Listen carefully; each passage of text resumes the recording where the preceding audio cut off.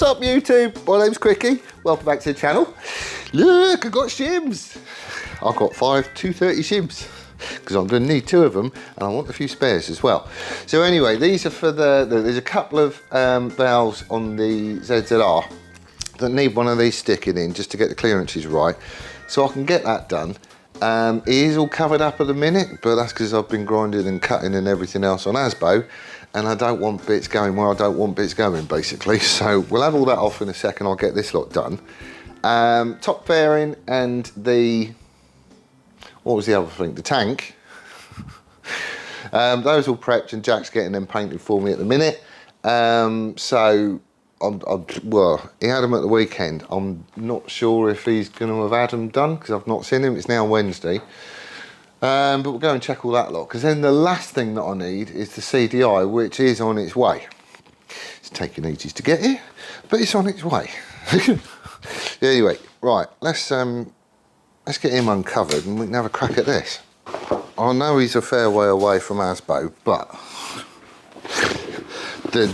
you finish grinding and everything else on there, and there is grinding dust, like, just everywhere. It just travels like you wouldn't believe.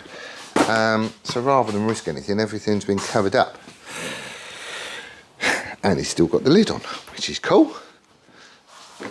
So, let's pull all this out, see if I can find me a bit of paper, which I know is around here somewhere. Because I can't remember which valve it was that needed to.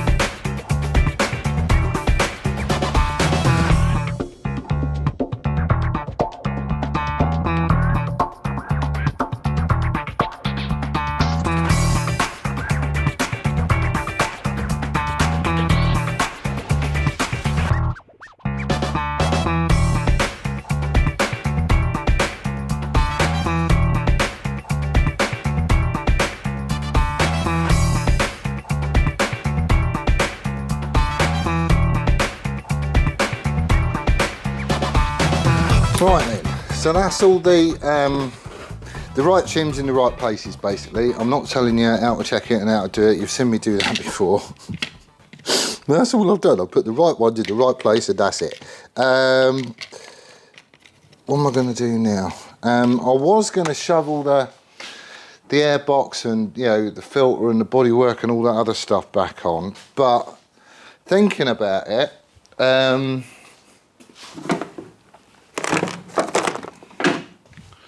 I'm still waiting on the CDI because I think the one that I've got in there is dodgy.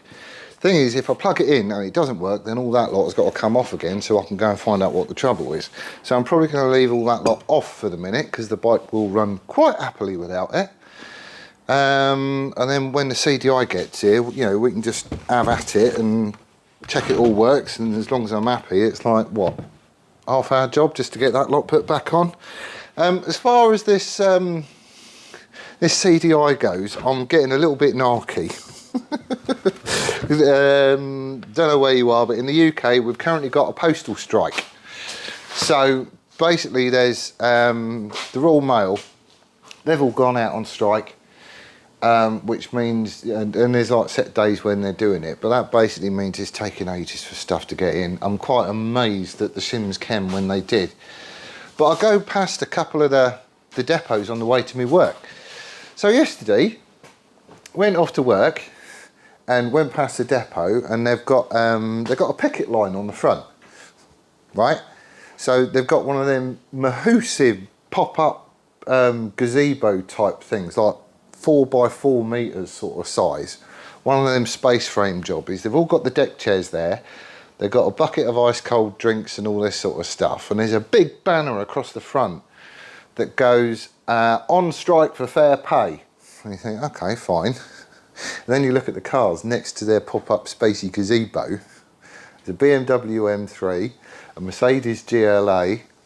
There was a BMW X6 and a brand new Ford Mustang. And you think, well, you can't be doing that bad, really, can you? But it's annoying because this CDI unit is coming from the Netherlands. So although they've sent it off with their local courier or whatever else, when it gets to the UK, it's still got to get to me through Royal Mail. And they're currently saying it should arrive by the 16th. 16th. Well, that's like the end of this week. I mean, that's not, I want it now.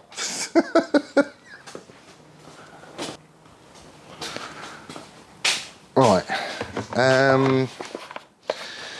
What to do? Oh, actually, let's go and see if Jack's there, see how he's getting on with paint. Right, Jack's not there, so I can't check on paint. So, we're just going to cover him up and crack on with ASBO, because I need to do some plates and fill those holes in, and I'll be back. I'm back! 2.5 weeks. 2.5 weeks. Nearly 3, actually. Ridiculous. I was cocking about as well, just like measuring everything else that I could do whilst I was in there. And I checked the junction box, and there's something funny going on with that as well. But I will show you what I mean, because it's not instantly obvious when you're just looking at it. Is that the one? Yes, it is. Right, okay, so the troubles that I was having, if you recall, you wiggle the cables about and it would either start or it wouldn't. And you wiggle these cables about and suddenly it would all start going. There is a bit in here about you can meter across these terminals and you should be getting certain resistances and everything else. It wasn't measuring right, so it's just got replaced. But whilst I was looking at it all, on this circuit diagram, or this wiring diagram, there's bits where like it goes off to this junction box and it's talking about diodes and various other bits and pieces. I couldn't find any diodes, so I went grabbing about and having a look and found this one, and there's a load of diodes inside the junction box. Okay, there's various pinouts here and it tells you how to meter it, and I think the diode is goosed as well. It's to do with safety circuits and all that sort of stuff, so I'm guessing that's going to be things like the clutch switch or the side stand switch or whatever, but certainly it doesn't measure properly. So I found another one online. This is used in all sorts of models as well, and it was only like 20 quid or something. It is a second-hand one. I'm not paying 150 quid for a new one, or like 100 quid or whatever it is, but we should be okay, I think. So I'm just going to measure this one. Got some spare fuses too. Just going to measure this one and just make sure it's metering as it should do, and then if that's all good, we can shove it all back together again and just see if it's all right or not, and if it's going to work. So we want continuity, don't we? Yeah, nice new paintwork. Jack just dropped everything off for me, so the bike is starting to go back together again now, which is cool. The CDI is definitely knackered. The red and the green wire off this on that connector is definitely toast. So he's had it. And this one, the junction box, I was metering it out and the diodes are toasted on this one. I've had Jamie, he's been down, we've just been shooting the breeze and stuff, and he gave us a hand getting it going. Did find out that I had the coils wrapped up around the wrong way, sort of thing. It's a wasted spark system, but that was on the other way around. I'm not sure if that could have caused it, if I'm honest, I just don't know. But it's all in, everything seems to be running, and you'll hear a little bit later on that the ticketing is gone anyway, which is a good thing. That was all. It's not the main reason for doing it. I still haven't done my main needle seats, which I need to get done. Jamie reckons you can just tap them out from the inside, but I don't know, it don't look right to me. I don't know. And also, I've had a tension tamer turn up. So at some point we'll be sticking that on, just because everybody goes on about it. We'll do that as a separate video, just so you can see. Right, let's flip him over and get the tap on.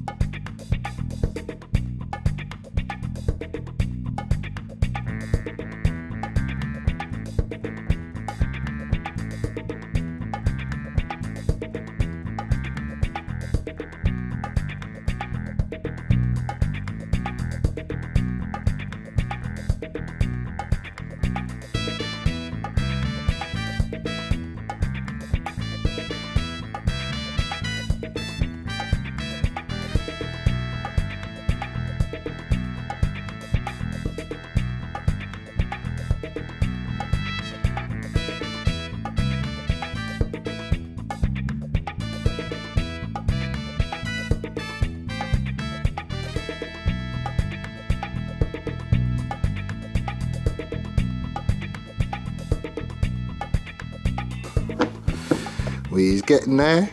This is all the new fairing, all freshly painted by Jack. It looks all right actually. I didn't do a great job on the prep here, but I don't care, it's a daily. It's going to get covered in bugs and all sorts. But no, it looks a damn sight better than the other one, and it's not full of cracks, which is awesome. So today, it's just gone 8 o'clock on Thursday night. I managed to get the day off today just because I knew bits was coming, and I wanted to get a jump on this and get it done.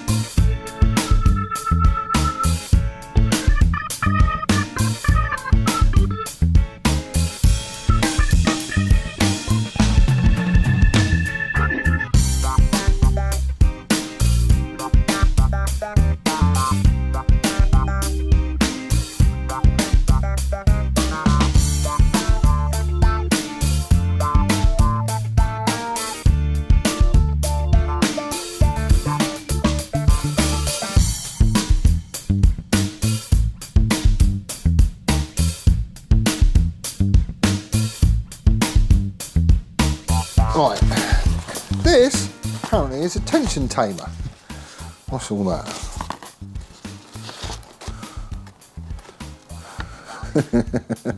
ExpensiveLightweightStuff.com. You're not kidding at 75 quid.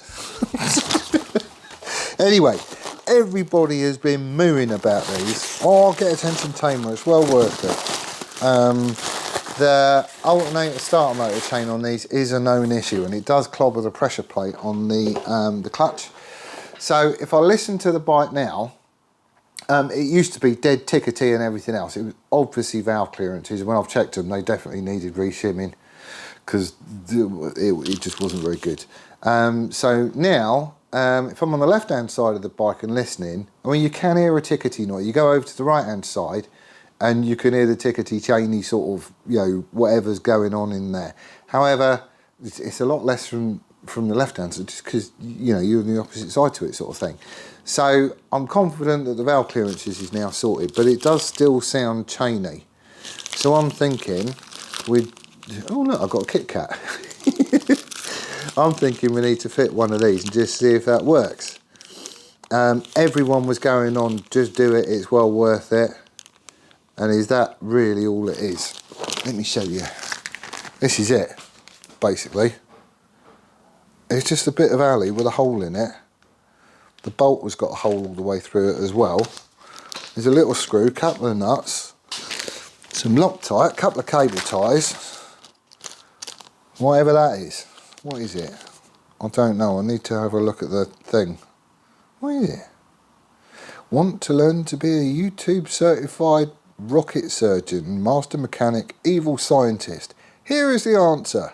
Quick YouTube certified cell phone holder. Really, that's a cell phone holder. That is a cell phone, you joking? No. Well, I didn't order that. I don't want that. Okay, if that's, you know, a free Kit Kat, brilliant. And that is it, 75 quid for that. I could have made that on him. It would have took me bugger all time. I don't know what dimensions it would need to be, but I mean, there's nothing to it. And I could have hollowed out the bolt on him. 75 quid. Right, there will be another video on the ZZR at some point when I come to fit this. But ASBO is the main project, as I've already said. What I'm doing on the ZZR now is literally just maintenance. If something needs doing, I'll do it, I'll film it, you see what I do. It might help somebody, I don't know. But literally I'm just maintaining it, and it's my daily driver. You know, it looks respectable enough with its nice new fairing and no scabby tank and all that sort of stuff, and I'm happy with it. Seems to be running all right. I've still got the fuel in to sort out and change over those needle seats. But again, it's just maintenance. I'll do that at some point, and we will dyno it, and I will tell you what it makes. So yeah, that's what you can expect on the ZZR. I've got, you've probably seen on the bench, I've got a set of Bandit Mark 1 forks on there. They're going on Sunday, because we're having a visitor. Apparently he's got a face for radio. But one of my patrons is coming down, Monkey Allen. I'm quite looking forward to shooting the breeze with him because we have loads of chats. He's diamond. But anyway, that's where I'm leaving it for this one. Thank you ever so much for watching. I really, really, really do appreciate it. And a massive, massive thank you. I can't tell you how much, but thank you to everyone who's chipping in to support the ASBO build. And you know, just looking out for the channel really. We've got a brilliant little community going here now. Like really, really good. It is something I am quite proud of. So that bike is just going to be the best I can make it. And whoever gets it, I'm sure he's going to be happy. But anyway, thank you ever so much for watching. Do hope you're well and staying safe. We'll see you on the next one. Laters. 75 quid.